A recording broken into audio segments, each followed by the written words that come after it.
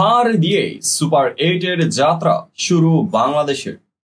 শান্তর জ্বলে ওঠার দিনে ব্যর্থ টিম টাইগার। আবারও চমক দেখালো রিশাদ হোসেন। এদিন ব্যর্থ সাকিব মাহমুদুল্লাহরা।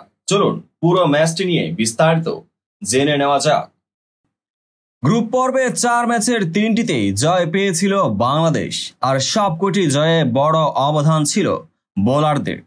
এবার সুপার 8-এ এসে ব্যর্থ তাসকিন আহমেদ, মুস্তাফিজুর রহমানরা। তাতে অস্ট্রেলিয়ার বিপক্ষে ন্যূনতম লড়াইটুকুও করতে পারেনি বাংলাদেশ। বৃষ্টি বিঘ্নিত ম্যাচে ডিএলএস মেথডে 28 রানের জয় পেয়েছে অজিরা। স্যার ভিভিয়ান রিচার্ড স্টেডিয়ামে টস হেরে শুরুতে ব্যাট করতে নেমে নির্ধারিত 20 ওভারে 8 উইকেট হারিয়ে 140 রান করে বাংলাদেশ। দলের হয়ে সর্বোচ্চ 41 রান করেন শান্ত। তাছাড়া 40 রান এসেছে হৃদয়ের ব্যাট থেকেই।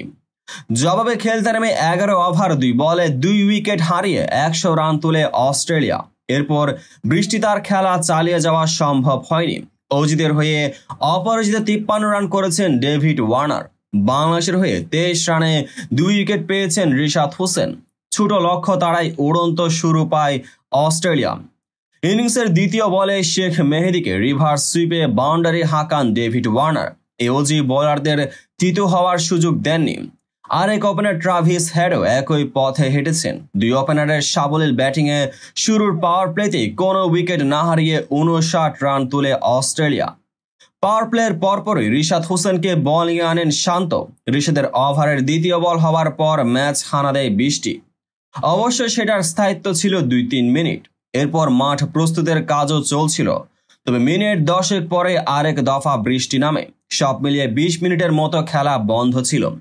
বৃষ্টির পর খেলা শুরু হলে উইকেটের দেখা পায় বাংলাদেশ। সপ্তম ওভারের পঞ্চম বলে ট্রাভিস হেডকে বোল্ড করেন এই লেগি। সাজঘরে ফেরার আগে 21 বলে 31 রান করেছেন এই ওপেনার। নিজের পরের ওভারেও উইকেটের দেখা পেয়েছেন রিশাদ।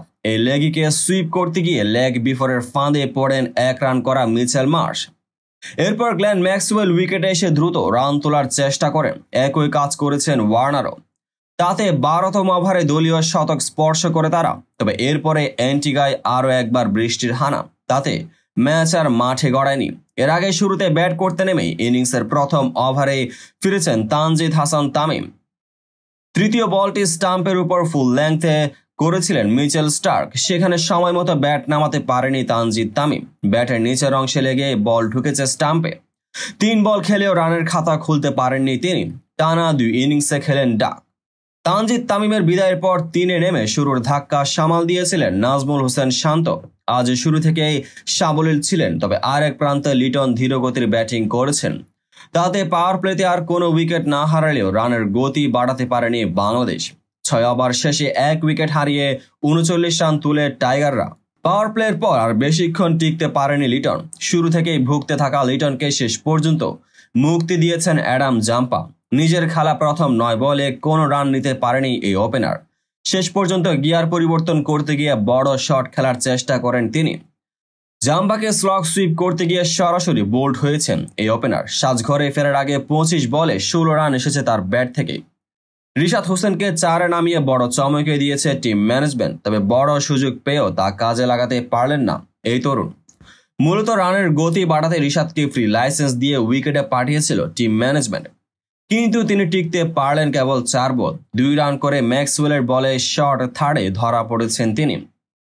আসর জুড়ে রান খরায় ভোগা শান্ত আজ দারুণ শুরু পেয়েছিলেন। চেষ্টা করেছেন দায়িত্ব নিয়ে পরিস্থিতি বুঝে ব্যাটিং করার। নিজের পরিকল্পনায় সফল ছিলেন বলা যায়। এগোচ্ছিলেন ব্যক্তিগত 50-র দিকে। তবে কাটা পড়লেন 41 রানে। ইনিংসের 13তম ওভারের শেষ বলে জাম্পাকে সুইপ করতে গিয়ে লেগ বিফোরের ফাঁদে পড়েন অধিনায়ক। দ্রুত ফিরেছেন সাকিব মাহমুদুল্লাহরা। 2 অভিজ্ঞ ব্যাটারের কেউই 2 অঙ্ক ছুঁতে পারেনি। 17তম ওভারে প্রথম বলে সাকিব ফিরেছেন 10 বলে 8 রান করে।